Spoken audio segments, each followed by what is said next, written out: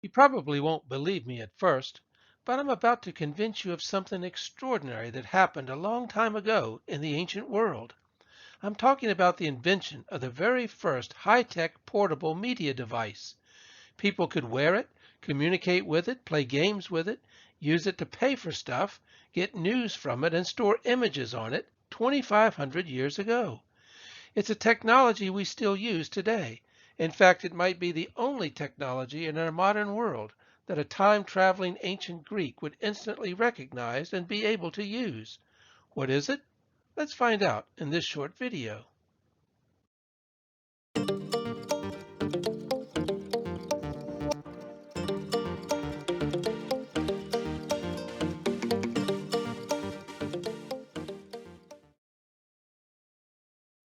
The ancient Lydians pioneered this technology beginning around 630 BC, and then the idea spread quickly to the neighboring Greeks, who soon manufactured millions of them, adding all sorts of improvements. This high-tech innovation later caught the attention of the Romans, who adopted it and passed the whole thing on to the Middle Ages and now to you and me. I'll bet you have dozens of these devices right now, lying around your homes and cars and rattling in your pockets and purses. Yes, I mean coins. Simple, everyday, extraordinary coins. Of course, you may not think of coinage as a technology, but you should. Just look at the definition. Technology, a term made from two Greek words, techne and logos, referring to the knowledge or the science of making things, particularly making them using metal. That should sound like a coin to anyone. And talk about skill in working with metals. This is the coin that you've been looking at. On the left, a larger version, and on the right, the tiny technological marvel itself, so small that it is dwarfed by a US 1-cent coin upon which it is sitting. But is all this high tech? Well, again, absolutely. High tech means advanced technology that is at the cutting edge, the highest form available of something. And let's face it, we haven't been able to improve upon the basic coin since the time of the ancient Greeks, not in design, function, utility, or convenience. If anything, our coins are less well crafted and less intrinsically valuable than the ancient originals, manufactured out of good gold, silver, and bronze. And yet it's the same technology. It only looks elementary. Sure, I can't build my own smartphone and launch the satellites it needs to make it work, but I cannot manufacture one of these coins either. Can you? Go ahead and try it. Do you know how to find, mine, and refine the requisite metal? How hot must the fires be to work with silver in particular? Can you make the two dies needed to stamp the metal into a coin? Do you have the skill to carve the tiny images and letters needed for those designs? And, oh, can you do that carving backwards and in mirror image, which you must do in order to manufacture a die from which to manufacture a coin? Have you worked out a manageable denominational system, a distribution system? Have you any idea how to get people to accept your coins as valid currency? And remember, if you cheat and try to copy and pass off the coins you've made as currency or collectibles, your efforts will land you in serious trouble. It would probably be safer for you to make and use your own cell phone today than to make and use your own nickels and dimes. Coinage is high tech the government cares a lot about, and the authorities don't want you messing around with it. But wait, I hear you objecting that while coinage is a technology, I have yet to back up my claims about what that technology could do thousands of years ago. For example, how were ancient coins high-tech communication devices? Well, think about it. What was the fastest, most far-reaching, in fact the only means of mass communication in the ancient world? Coins. They were tiny disks of information technology that traveled in great numbers over great distances. A coin minted in Roman Gaul has been excavated in Afghanistan. A coin issued by a Greek king in India traveled all the way to Poland. If a ruler wanted to tell the world about himself, he put his resume on coins. Here's Julius Caesar claiming he's the descendant from the Trojan hero Aeneas. You might also take a look at my video on Roman virtue signaling, already posted on this channel. If a city wanted to advertise far and wide its tourist attractions, its local products, its history, and its culture, its citizens crammed that information on coins. Here, the city of Maronea boasts of its famous grapes that produced a celebrated wine in the ancient world. The vintage that Maron, the city's namesake, allegedly used to make the Cyclops drunk in Homer's Odyssey. In our modern world, we have all sorts of technologies to communicate these kinds of things: radio, television, social media, and so on. And yet, we still use coins nonetheless. For example, on the U.S. quarters. Here, Arizona invites you to visit the Grand Canyon, its major tourist attraction.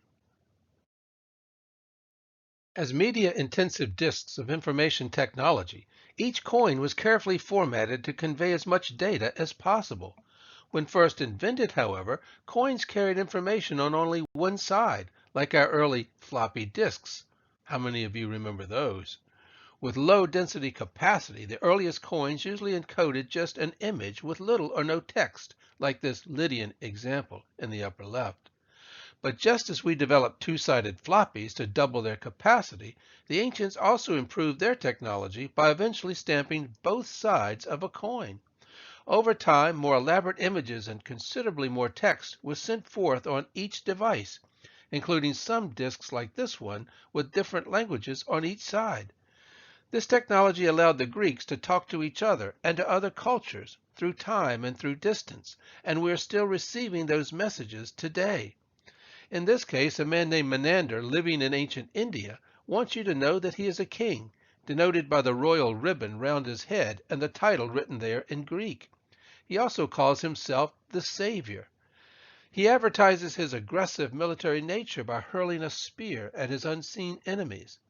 The message continues on the other side of the coin, where it is now delivered in an Indian script for the benefit of non-Greek speakers. You see his patron and protectress, the goddess Athena, wearing a helmet and hurling her divine weapon, a thunderbolt. Her shield is emblazoned with the mythical Gorgon, a design linked to an important city thousands of miles away in Greece, where Menander's hero, Alexander the Great, had been born. You must agree this is a very effective mobile communications device. Now you can see how useful these devices would be for broadcasting the latest news. In our modern world, we generally rely on other media rather than coin money. But imagine yourself an ancient ruler, say an emperor of Rome. How can you inform the world of your latest achievements? When a devastating earthquake destroyed a dozen cities in the Roman province of Asia in 17 AD, the Emperor Tiberius pledged to rebuild them all while providing tax breaks and other disaster aid to the victims. The completion of this grand project was announced to the world by the Roman Senate by circulating this coin. It shows Tiberius seated with his scepter inside the Latin headline, "The cities of Asia have been restored." When Roman legions suppressed a rebellion of the Jews in the 1st century AD, the Emperor Vespasian broadcast the news on coins like this one that announced Judea capta, Judea has been captured. We no longer look at our money for the latest news, but ancient peoples certainly did. Okay, you do believe me so far, but here's a tricky one. How could coins be used as portable gaming devices? I won't rely on the fact that our modern game of pitching pennies goes back to the ancient Greeks. It gets better than that. Here is a coin minted by the city of Knossos on the island of Crete. It displays a labyrinth, the maze in which King Minos allegedly hid his minotaur. You know the myth, probably from the modern video games based upon it. But if you were bored waiting at the equivalent of an ancient bus stop and had one of these coins at hand, you could play a game as well. Find your way to the center of the labyrinth. It actually works. And I promised you that people could and did wear this multi-purpose technology. Notice that this coin from Knossos with the Minotaur's maze has a hole drilled through it so that someone in antiquity could indeed wear it. Lots of ancient coins were worn, often as jewelry, and of course, they still are. This was also a fantastic technology for storing and sharing images. More than 1,000 ancient buildings and monuments, most of them now lost or in ruins, are known to us today because images of them were deliberately preserved on coins. Want to know what this temple in Lebanon looked like long ago? You'll have to thank the technology of coins for saving and sharing this incredible view of it. And you can be sure that coins will do the same for us someday. Think about it. In 2,000 years, knowledge of, say, the Lincoln Memorial might exist only because millions of these coins safely preserved a massively redundant and resilient record of it. Thomas Jefferson's Monticello might be a mound of broken bricks by then, but people will nevertheless know how it once appeared in their ancient America. In a world where paper and digital archives might have been wiped out, where even Mount Rushmore had degraded into gravel, we may have no idea what Thomas Jefferson even looked like beyond the millions of images stored on these durable disks.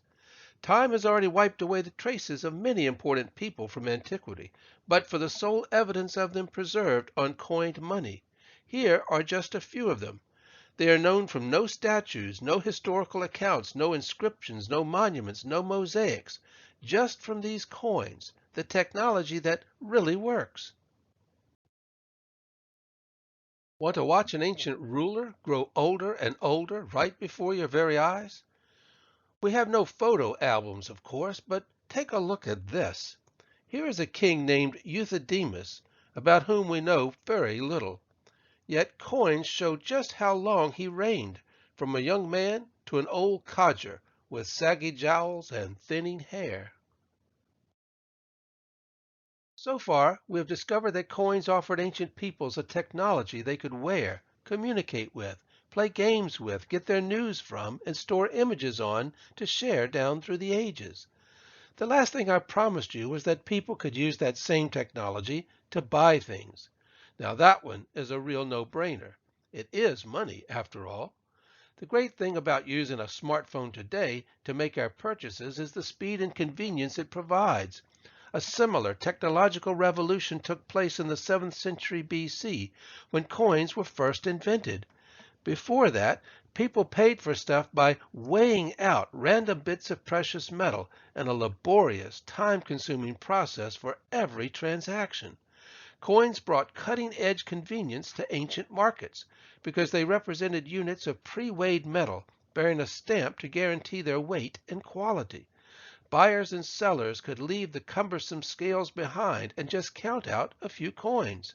Now that was progress, and we have been doing it the same way for thousands of years ever since. Other portable technologies for buying things are always welcome, of course, but they have never yet replaced our need for coins.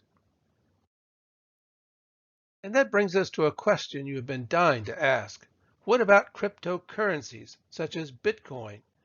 Isn't that a futuristic technology that will finally render coins obsolete? Not a chance. Think for a moment. Cryptocurrencies use blockchain technology to create digital money that has no physical form. A Bitcoin is not a bit like a coin. It exists only as computer code in cyberspace. It therefore has none of the high-tech advantages of a tangible coin, none of the qualities that have put millions of real coins into museums around the world. The word crypto, after all, means secret or hidden. It is currency that you cannot see, touch, wear, communicate with, play games on, get your news from, or store images on. Cryptocurrency can do only one of the many things that a real coin can do, and that is pay for stuff. So cryptocurrency is an interesting and in many ways very useful innovation, but it is single-purpose electronic money that could unfortunately be wiped away in a digital flash, quite unlike the simple, everyday, extraordinary coin. I'm Dr. Frank L. Holt. If you want to learn more about coins and what they can tell us, check out some of these books. And if you enjoyed this video, be sure to subscribe to this channel for more. The button is right there in the bottom corner, so give it a poke, and I'll see you next time.